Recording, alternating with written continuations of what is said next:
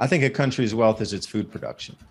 So if you don't have quality food production and people are not around, they've abandoned the cities, population migration again. And it's so interesting now that the whole thing worldwide for the last 3 or 4 years has been about population migration. And the economy we see right now is starting to contract. Well, it does every time because asset values don't hold. You have to base an asset value on something that is stable. Well, if people are not working because they're hungry, they're malnourished, or supply chains have broken down, there's no way to have a stable asset class any longer. It has to be revalued as it is every cycle. And at the same time, as the sun steps down in its output, the magnetic field on our planet changes. And this also has an effect on the human perception of what is reality around them. And you notice every one of these cycles that there is a change in governance, global governance, structured governance of the citizenry. We're back at it again. Mini Ice Age Conversations podcast. It's about observing cycles, sharing insights, and solving problems together by combining historical, climate, food, and economic data so you can make informed decisions as we shift into a new era. Here's what was, this is what's coming. Our world is never going back to 2019, so what will the new era look like? And most importantly, what is immediate that will affect the pocketbook and the outlook into next year so we can all get ready? Thank you for joining. I'm your host, David Dubine. All right, welcome back to the Hrvoje Morić Show on TNTRadio.live. I've got a great guest today, David Dubine, who I have been listening to for years, together with folks like the Ice Age Farmer, who I've interviewed in the past. They provide thought-provoking analysis. David is the creator of the Adapt 2030 channel on YouTube, discussing energetic changes on Earth as the sun repeats its 400-year cycle of low activity, affecting global crop production, the economy, and everyone on our planet, with a timeline for what you can expect from now to 2030 and beyond as society resets. Welcome to TNT Radio, David. Hrvoje, thanks for having me on. I've been waiting to talk to you. So many important things that affect everybody who eats on this planet will enjoy listening to us talk today. Most definitely. And I think most people like to eat. So before we get into it, could you just give us a quick, for the people that don't know about you and your work, if you could give us just a quick background on yourself and your work? Yeah, I used to be a coffee buyer in Myanmar, and it's a country known as Burma, for those of you that understand the older name of the country. And when I was working there, this is back in 2012, 2011, just when it was opening up, because there were so many sanctions on it. And, I was working in Asia anyway, and suddenly this place opened up.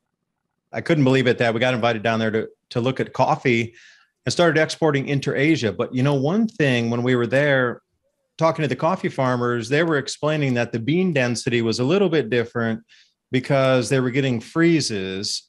And they said, oh, don't worry about that. Our grandparents and great-grandfathers, when they were setting up coffee plantations, when the British were trying to turn it into a cash crop in the mid to late 1880s, experienced the same thing. So don't worry about it. It'll pass. But the density right now, when the beans freeze, they leave these little tiny micro pockets in there. And the bean density for your roaster, because we would buy the green beans, well, your roaster is going to have to take that into consideration when they do the roasting or what they want to do with the flavor blends and the profiles. And I thought that was kind of strange because I only ever knew global warming at that point. So then I quickly started to look for different cycles. We were interested in continuing the business. So what can we get from now through the next 5 years? If cold was going to be an issue and they were getting cold leaf damage, top leaf freeze damage, I wanted to understand this process. So I started looking for cycles from the 1880s, really what was driving this. Like, was it going to be a 2-year cycle of cold, 5-year, whatever? I didn't know. I went in completely blind. I didn't know what to expect.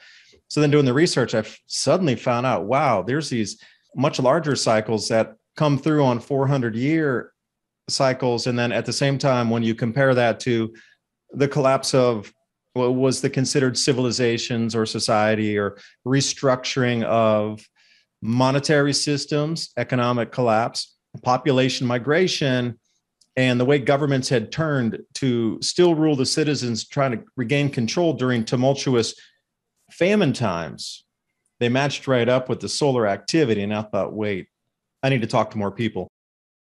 Marjorie has taught millions of people how to grow an abundance of food in a grid-down situation, even if you have no experience, are older, or out of shape.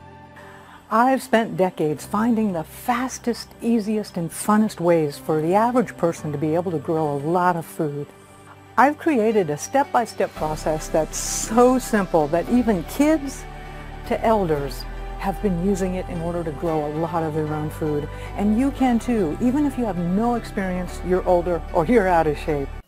Marjorie's free webinar provides you with the tools and knowledge that you need to thrive during these difficult times. You'll learn Marjorie's 3-part system for quickly producing vegetables, eggs, meat, and much more. Go to homegrown2030.com. That's homegrown2030.com, or click on that link in the description box below. And now on with the video. And then I did, and I really started to get out there and talk with John Casey and quite a few others as I moved through that arena of trying to study and understand solar activity and how it pertained to food production and specifically coffee production. And I tell you what, I have not come back from that. This is why I do what I do full time now, because I believe this is the most important thing of our lifetimes that nobody's talking about except deflections and narrative to give you excuses why everything is in disarray right now. But if you look at it in the longer term, it's just a cycle repeating in history that we're witnessing again, and we're at the onset period of this cycle. Yeah, I kind of fell down that similar rabbit hole, but of course you've taken it to amazing levels with the work that you do. In the past, I've interviewed a number of times Lord Christopher Monckton. I taught a course here at University in Mexico on environment and international relations, and I would try to get across to students. It was so hard because 99% of the students bought into the official narrative, and it was really hard to talk to them about it. But I do feel that more and more people are realizing the fraud of the official narrative regarding climate change and its agenda, but still are not aware of the reality of, I'll call it global cooling. And hopefully you'll give us sort of a crash course on this situation, as well as, getting your thoughts on how this is going to play out, the global economy, supply chains breaking down, inflation, collapse, food shortages, and so on. And, we've got elites attempting to put us into a technological and dystopian control grid, the Great Reset, top that off with war, of course, what's going on in Ukraine. And of course, getting to talking about solutions and how people can prepare for the hard times and hard road ahead. One of my starting points, I thought, would be perhaps to get your take on this idea and theory of man-made or anthropogenic global warming, otherwise known as climate change today. And, why do you think they've been trying to sell us on this since, well, in the 1970s, it was global cooling, and then they flipped to global warming, and now it's climate change, basically the weather, climate catastrophe. What's your take on this? Well, the same thing that you've experienced is once you find an expert that has true data that can be argued in a debate stage, you'll find the global warming purveyors will never get on a stage face-to-face, fact-to-fact with that, because you can't. And every time you ask somebody to come on to debate you on such a fact, they're like, no, we don't want to be seen. We'll be associated with you deniers over there. The governments of the world had an A or B choice as it looks in hindsight right now. This 400-year cycle could be in itself the intensity of this once in a 400-year event, or it could be a heavier, more powerful cycle. And that's what Piers Corbyn believes. And I've had some chance face-to-face time with him in the UK. Again, John Casey, who else is out there? Dr. Abudzhamatov from the Pulkovo Observatory, Valentina Zarkova, who I'm going to say under threat had to retract her mathematical models of double dynamo canceling magnetic waves in the sun due to the precision that would cause a global panic. And once you start to see this true information, you understand that it's a cycle. Now, if you know the onset of the cycle and the dates of the cycle onset, two things happen. First, you're going to know that the changes would occur and then what those changes would be during past cycles. So for myself, I've studied back to, say, 2,400 years prior, 400 BC. There's pretty good records of how society was upset. And I call it the fingerprint of the grand solar minimum, because the same three things always happen every single time. If you want to boil it down to its rudimentary form, three things always happen. And I just mentioned those. The economy collapses because the value is based on work or based on production of something. And specifically, I think a country's wealth is its food production. So if you don't have quality food production and people are not around, they've abandoned the cities, population migration again. And it's so interesting now that the whole thing worldwide for the last 3 or 4 years has been about population migration. And I can't really believe that this is just a random happenstance. And the economy we see right now is starting to contract. Well, it does every time because asset values don't hold. You have to base an asset value on something that is stable. Well, if people are not working because they're hungry, they're malnourished, or supply chains have broken down, there's no way to have a stable asset class any longer. It has to be revalued as it is every cycle. And at the same time, as the sun steps down in its output, the magnetic field on our planet changes. And this also has an effect on the human perception of what is reality around them. So I found through history that during these times of incredibly low solar activity, famines take place, economies reset, but then governments in tandem try to march lockstep with the electromagnetic effects. It seems the governance structure of the way that we, the humans, are ruled on this planet seems to change as awareness would be the best way to put it. And you notice every one of these cycles that there is a change in governance, global governance, structured governance of the citizenry. We're back at it again. You know when it's going to onset. You know how humans are going to behave, because I think we spent billions and billions of dollars of psychological studies. So you know how the human populace will respond to stimulus.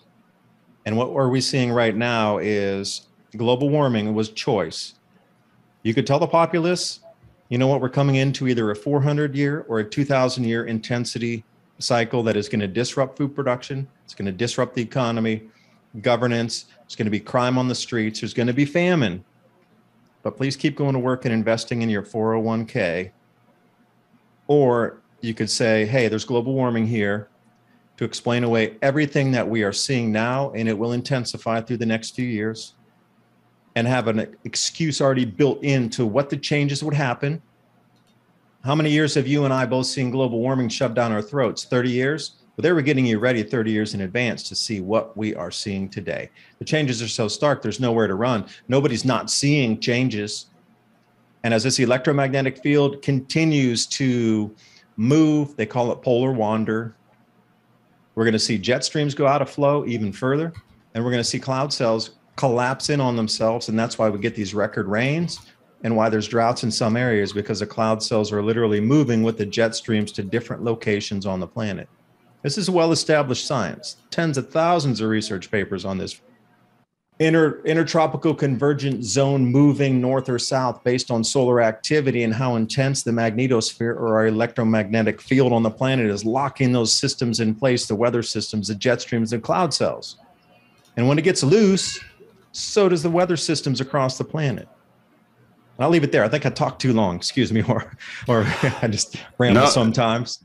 There are no rules here, uncensored, unfiltered. And that's one thing people like about me as a host, that I let my guests, my experts speak at length, because that's who they really want to hear it. I thought I'd just comment. I'm lucky. I just realized my governor in the state that I live in Mexico, Jalisco, is apparently the number one state in terms of agricultural production in Mexico. So at least I've got that going for me. And you mentioned Piers Corbin.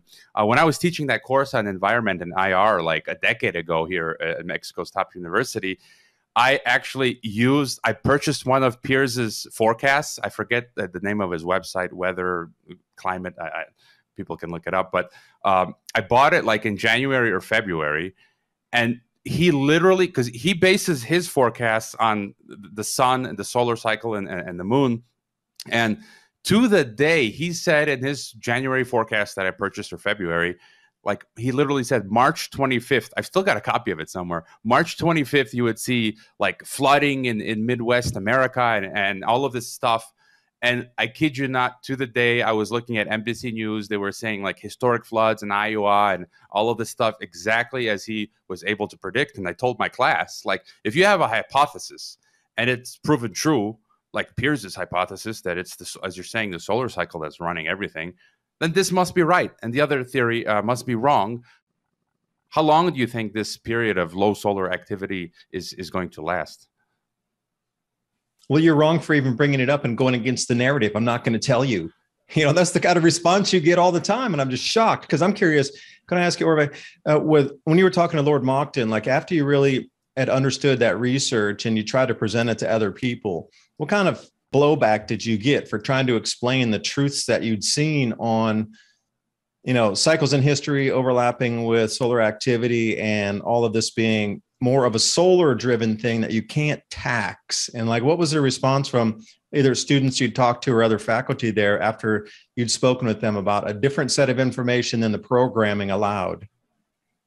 Oh, it's eye rolling, conspiracy theorists. You're the conspiracy professor on campus. I actually had a course. I taught both at the high school and the university. And the reason I chose high school is because you see this across the board around the world. It's much easier to lose your job as a professor at a university than it is at the high school. So the high school was kind of like my foundation. And I got my courses taken away at some point for like 1 or 2 semesters. So that was the response collectively. So, yeah. Yeah, and that's what's so startling is the main driver of everything we're seeing take place right now. If your eyes are even half open, every event you're seeing on the planet is based on this solar cycle and this solar activity. Because another thing that's a little bit too coincidental is Ukraine is the largest breadbasket of Europe, and Kazakhstan is also the largest breadbasket if you're heading a little bit more into the Central Caucasus and further into the edges of Asia. So I'm looking at these two things in Eurasia going, wait a second, both of these breadbaskets, the largest places to produce the most food in regional areas in Eurasia and then also in Europe itself are under duress right now. I mean, this is a fight for food growing areas more than anything else. And when you start to look at the news that you're seeing from a different perspective of just, what you're seeing as the narrative on the news, Russia bad, Ukraine good, whatever. Can't believe those people in Kazakhstan wouldn't accept central banking. Can't they just take the money and be happy and be quiet? I mean, we're going to give them extra money. People aren't going to play that game when they realize their food's taken away. But if you look at the news in a different fashion and you start to look at it through a different lens of what food transportation, what food storage, what food processing facilities are in those nations or in that city, and that's the first thing you would do research on, then it starts to take a whole different brushstroke on what we're seeing out in the news right now. And that's what people really need to focus on is the production of food. And you can't tell me this many people are fighting for this exact same land that is the largest food producers in 2 different regions of the Northern Hemisphere. It can't be that much of a coincidence. Truly, it can't. Because I think climate engineering as well is related to the things we're talking about. I interviewed 10 years ago, the late Michael J. Murphy, who produced What in the World Are They Spraying, which is a fascinating documentary, which was financed by G. Edward Griffin, who I've also had the pleasure of meeting in person. By the way, David, you mentioned Kazakhstan. I lived in Kazakhstan from 2017 to 2020. And for the longest time, I've been forecasting a color revolution, an attempt to overthrow the Kazakh government, which everyone saw what happened in January. I even had the Kazakh intelligence interested in me. I think they were wondering, how does this guy know about these things? But anyways, talking about COVID 1984 and the Great Reset, all this stuff that's happening now, governments all around the world are trying to put in these totalitarian control systems. Do you think these elites, as you said, they were planning for this decades ago, 30 years ago? Do you think that they've pushed, COVID and global warming and this great reset kind of as cover stories to cover the real behind the scenes reasons for our problems, which are, more related to the cooling cycle and the energy issues? It would be a blend of both. So I will say that anybody listening, that we're going to be going to digital rationing cards. How are they going to get you there? Well, they couldn't get you to the digital ID for the COVID because many people did not take the vaccine. People didn't want to get on the facial recognition apps to do such a thing. But if everybody's hungry and starving, that's going to be a large percentage of the planet that will do that to get their digital rationing card. Because even if you didn't have the vaccine, okay, they couldn't force you to get onto that system. But if they take away your food supply, and if it exists all across all nations and all supermarkets that you need to have a digital rationing card to enter that, to then purchase the items, which brings me back to COVID. What did COVID do? It wiped out nearly all small business across the planet. So really the only players left to sell food are corporate entities. And if the corporate entities are marching lockstep, which we see that they do quite a bit across the planet, then everybody that's in the corporate world could say, yes, we will follow. And yes, you have to have a digital rationing card to buy anything in our wares, in our markets, supermarkets. All the small businesses, I'm not going to say all, but I'm going to say a very, very, very large percent was wiped out during COVID. And at the same time, they were using that for training. Stand 6 feet apart. Only so many of you in the supermarket or into the store at any one time. They've already gotten you used to standing out in front of a supermarket, looking through the glass at the food, saying, oh, I'm next in line, 6 feet. Okay, only 20 people in the whole store. That's it, only allowed. But I am going to take it a step further and say that the word flash mobs has been now injected into our consciousness. And flash mobs will start hitting the supermarkets. At the same time, that gives them leeway to station troops and police in the supermarkets. So you're going to see military across any city that you go to in a food selling, corporate controlled environment. And you'll have to present your digital rationing card.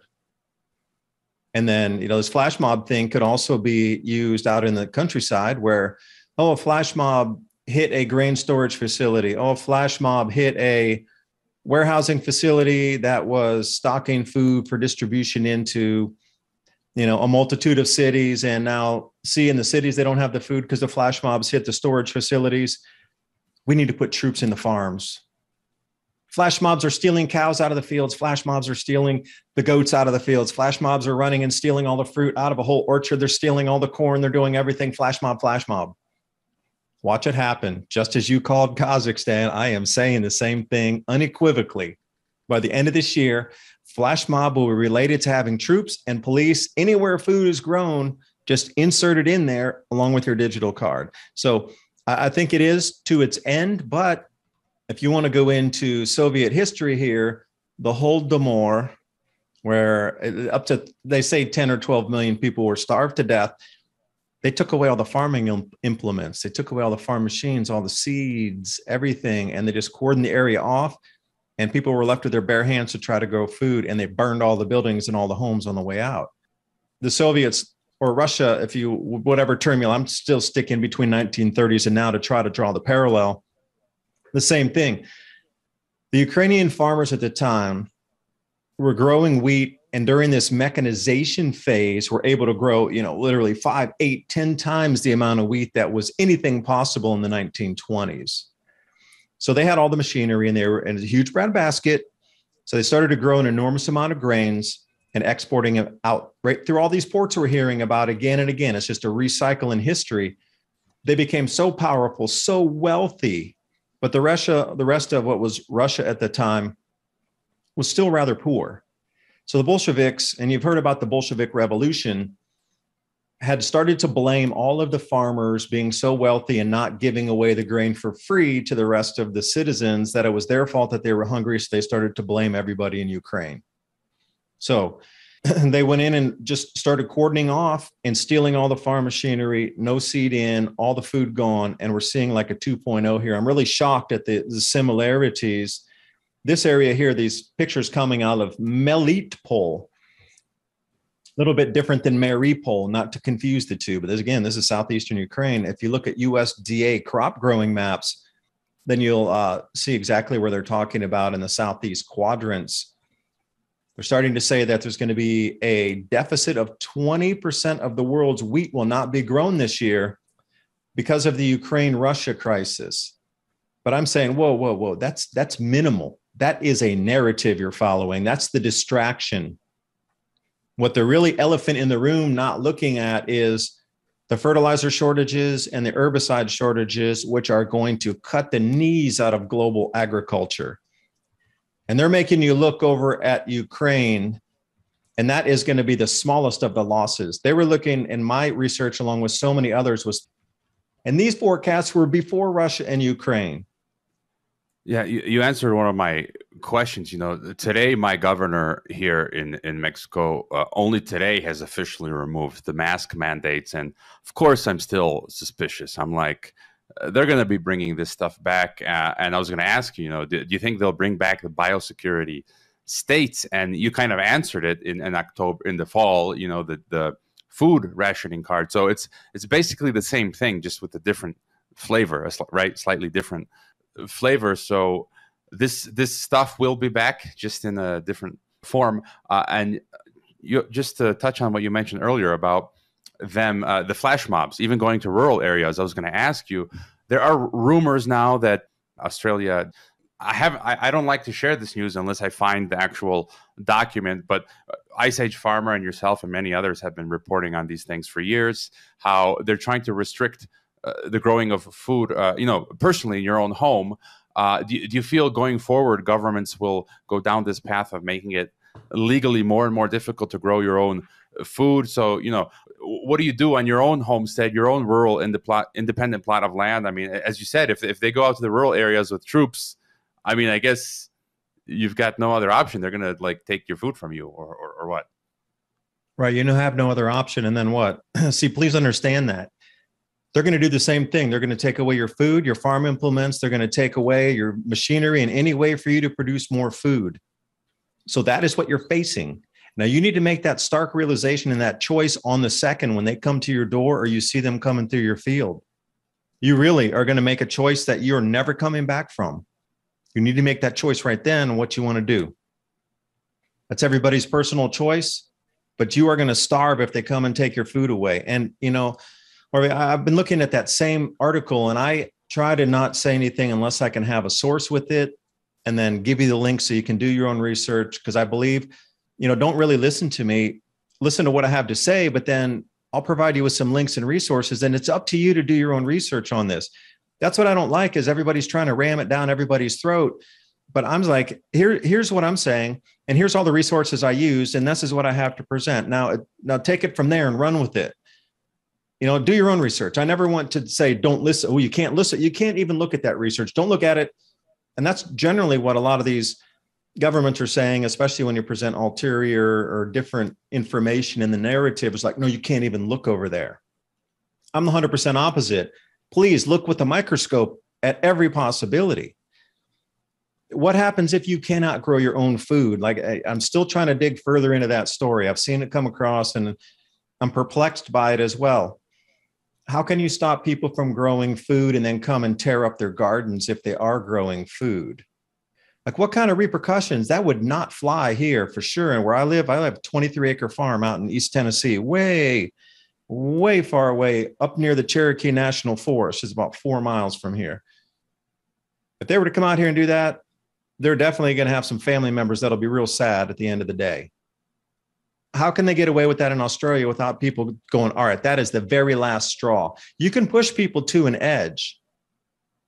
And looking back at this Holmidor, I just am so baffled that all those people, once the first, areas got starved out or all their equipment was stolen, that somehow, I know communications weren't the best back then. but that somehow word didn't travel. Hey, when the Bolsheviks come in, they're going to steal all your stuff and they're going to burn your houses on the way out. So you might want to put up some resistance at that point because they are going to kill you and starve you. The word Holodomor is terror famine. Once you translate it from Ukrainian into English, it's terror famine. That's what it is. And that's what was put onto the people. And, what's happening in Australia is something very similar. But word is hopefully traveling faster than it did in the 1930s. But at what point do people finally put their foot down and say, no, this stops now. We make it stop. And I wanted to get back to the fertilizer. I've had a couple of guests I've talked to. Nathan Carson has been a guest on TNT as well as my podcast. He works, I think, in Florida in the fertilizer food supply.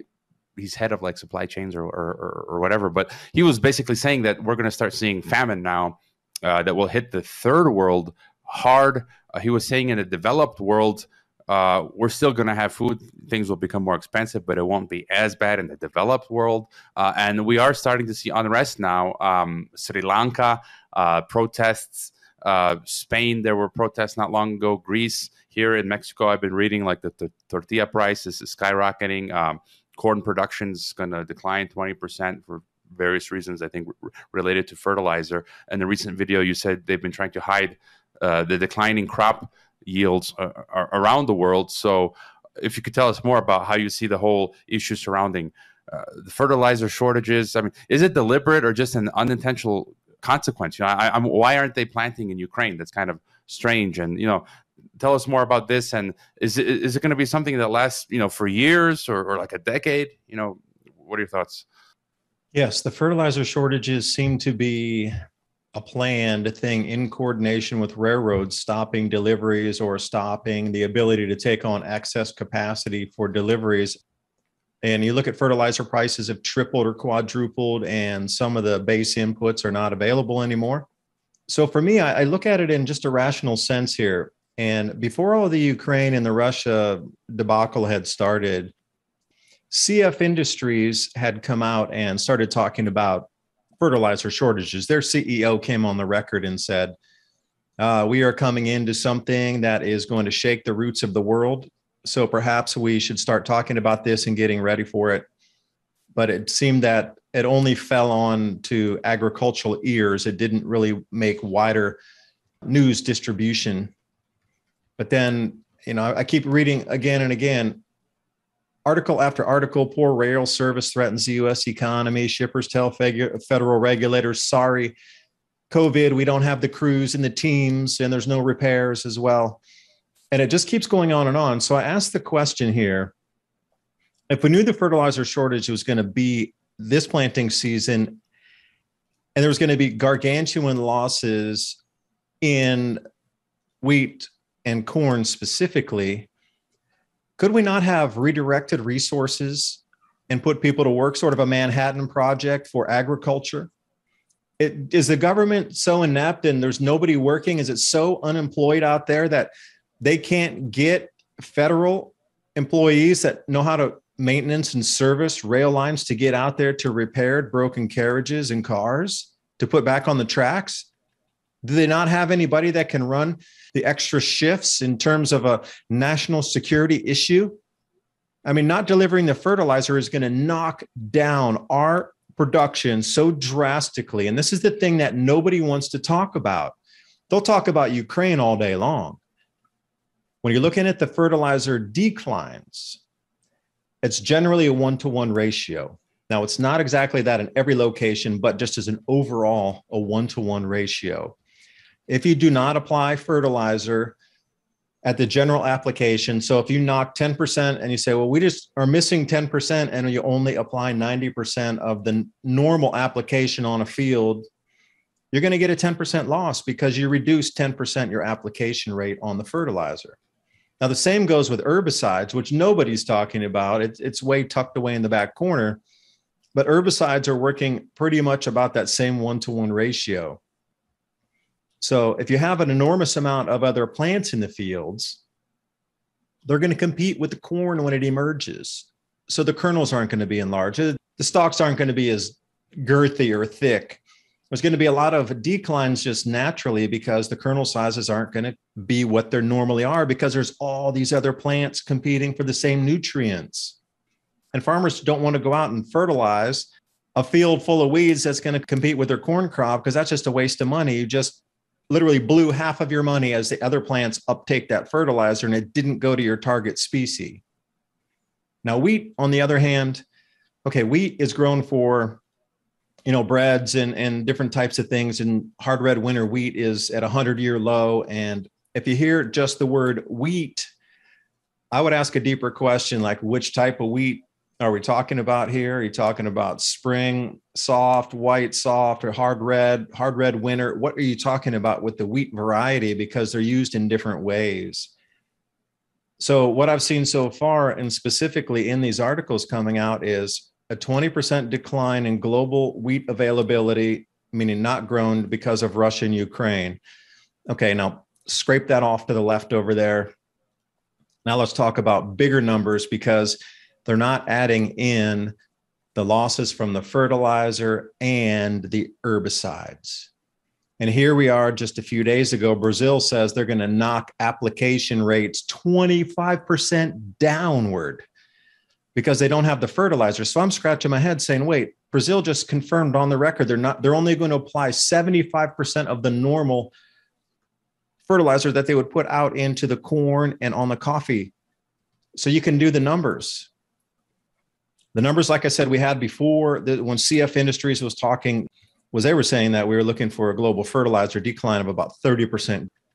The rails aren't running to get the fertilizer to people, the farmers, the inputs, the diesel's going into shortages and all-time record high prices. The farm machinery has no repair parts coming in because China has completely locked off.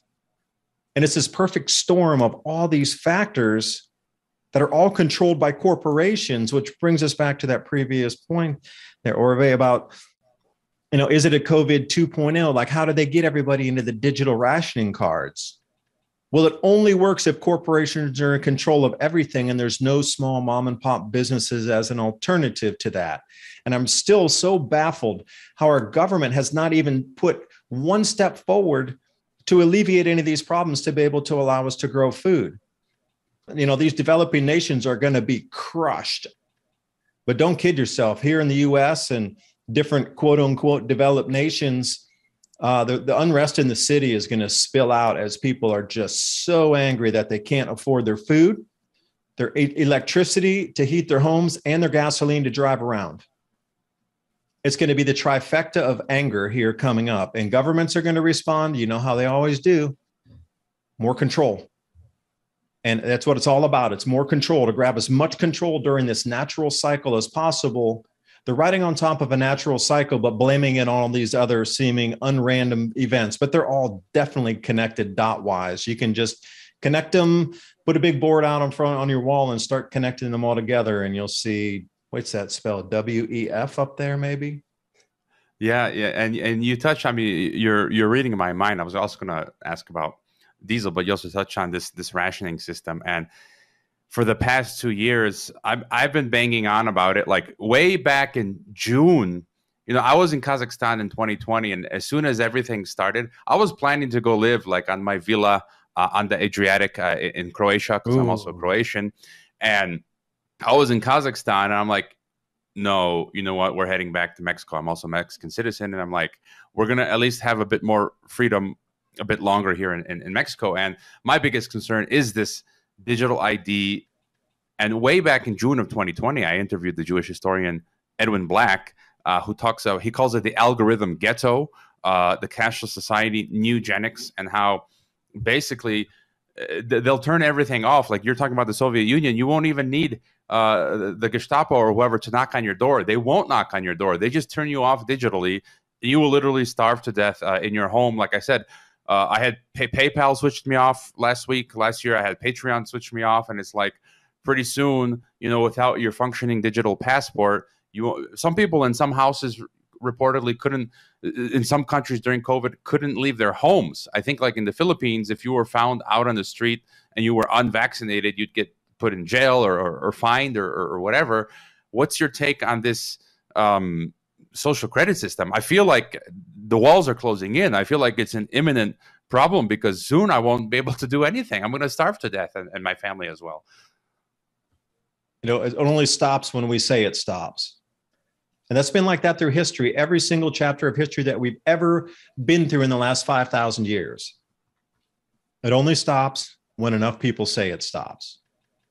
And because that's the pushback that the governments realize that, okay, we can't go that direction. It needs to go a different direction. Because you look at COVID, was it really because, there was more information out there and, they did more studies about mask wearing and they really did more studies about this, that, and the other. And suddenly, boom, the light bulb went off and all the same people that were forcing you under duress are the same ones that go magically on Tuesday, oh, masks, you don't need them anymore. Or was it that there was so much independent media pointing out the hypocrisy and the backward numbers and the studies that said the efficacy and all these things that we could go through for the next 16 hours all didn't make sense. So much independent media actually, I think, turned the tide on that, where the average person started to really understand, whoa, maybe we don't need all this. And it stopped because so many people said, it's time, we need to stop this. And it's going to be like this moving through every single next chapter that's going to unfold in front of us. And, Orve, I traveled in Croatia too, and I love that country. That was one of my favorite countries ever to go through. And, thinking about the COVID thing and places to stay in some safety, I would think that would be one of the countries. And then I was looking at Republic of Georgia as well. But then, every country in lockstep, doesn't seem to matter where you go. All governments are on board.